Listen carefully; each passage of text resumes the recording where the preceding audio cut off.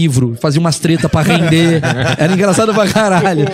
Dava uma livrada no outro. E aí, o que eu fiz? Agora eu vou contar em exclusividade. Eu criei um bait, né? Tinha uma... Tava tendo essa polêmica de festa clandestina pra caralho. E aí eu peguei um ator e falei que ele era da cidade de Jandira do Sul. Nem existe essa cidade. E ele falando, minha cidade é... A gente é a favor aí da festa clandestina legalizada. Aí ele dá um puta texto, assim. E eu fico entrevistando o cara, mas não faz o menor sentido. Essa merda viralizou na internet.